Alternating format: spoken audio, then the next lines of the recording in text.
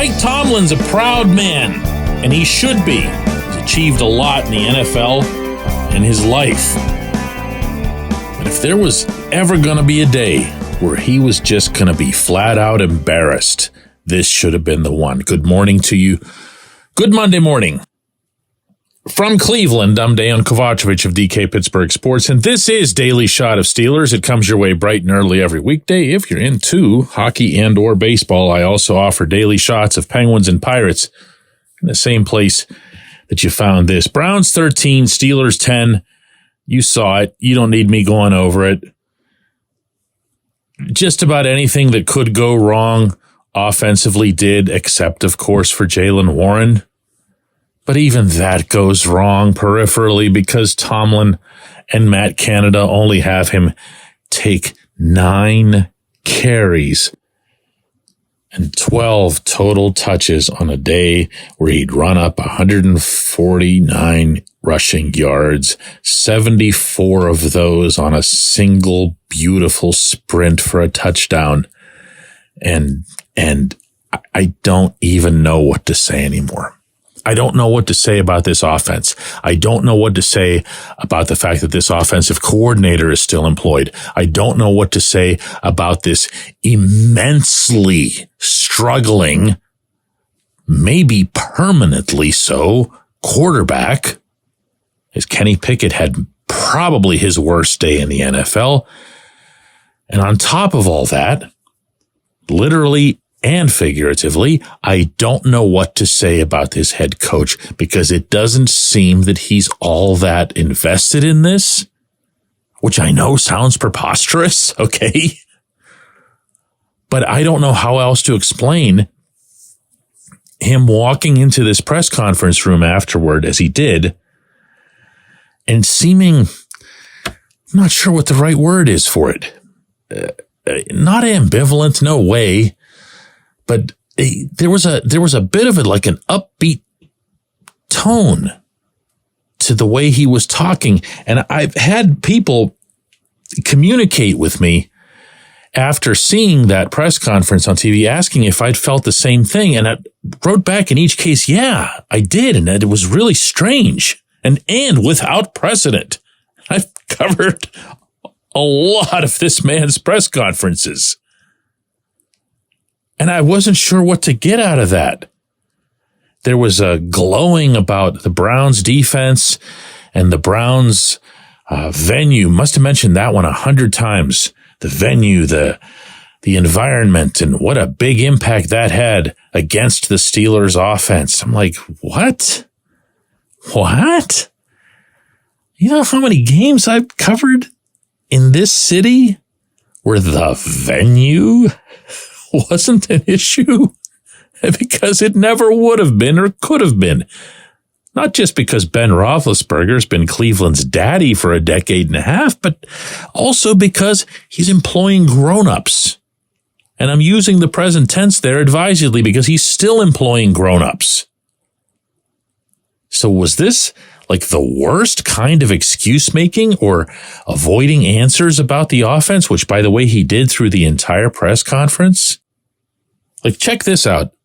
He was asked in the simplest possible terms, what's missing right now from Kenny's game? You know, I think the Cleveland Browns had a lot to do with that. I'd be, disingenuous, man, if I didn't compliment them on their players, their schematics, how they played today, the venue component of it. From an offensive perspective, there's a lot of things that were challenging today. I got to tell you, Kenny's got a lot of flaws right now. Okay, he might be the worst quarterback in the National Football League. But I'm really, really, really not thinking it's about the venue. He's played in some big venues. He's done well in some big venues. He's won games in these types of atmospheres. My goodness. Somebody needed to shoot straight on this subject, and Najee Harris decided he'd be that one. There's just a lot of stuff that just goes around that just that you guys don't see. That's what I'm trying to say. I'm just at a point where it was just like, man, I'm just tired of this shit. Okay, so which stuff exactly was Najee getting tired of? Well, he'd go on to say that he didn't appreciate that opponents know which plays the Steelers are going to run. He went on to say that being 6-3 or 6-4 doesn't matter much if you're playing this poorly because it's the National Football League and you're going to get exposed. He went on to say, when asked why the Steelers on their final possession with the game tied with 1:42 left with the ball at the Pittsburgh 30 with one of the best kickers on the planet on their own sideline, why this offense went 3 and out with 3 straight passes after the only thing they'd done well all afternoon had been to run. His answer, good question. Next question. All of that's in play right now, all related to the offense. The one thing that you and I and almost everybody who follows or tracks this team in any capacity has been discussing. Just the offense. But it's just the one topic that the head coach never wants to address, not just in word, but in deed. Think about it. What moves has he made? What changes has he brought to the offense? Why would anyone keep Matt Canada employed through all this? Yeah, I get it. The quarterback's bad. All right. There are real concerns about Kenny in the present and into the future. I'm not running from that subject, and I'm not prioritizing or ranking the blame. I hate doing that stuff. Kenny's a problem unto himself. The coordinator's a problem unto himself and has been one from pretty much day one of being promoted to that job. But it still feels like all of this news is being sent to the head coach via carrier pigeon, and it still hasn't arrived. And that's really wild. When we come back, J1Q. Luxembourg, Garbett, Kelly & George. LGKG is a personal injury law firm in Western Pennsylvania that represents people hurt in car accidents or who need help with workers' comp or medical malpractice. When the attorneys at LGKG make you a promise, they keep it. They've been keeping promises in our region for over 80 years. LGKG's been AV rated, the highest rating a law firm can receive, and they've been designated super lawyers. That's actually a thing for over 15 years. It's a rare combination. LGKG has offices in Cranberry, Newcastle, Beaver Falls, Butler, and Elwood City. Learn more about them by visiting lgkg.com or by calling 888-842-5454. LGKG.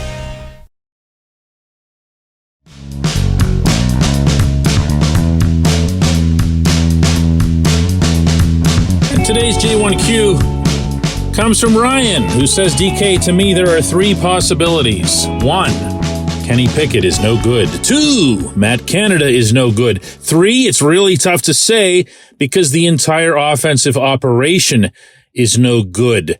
What say you, my friend?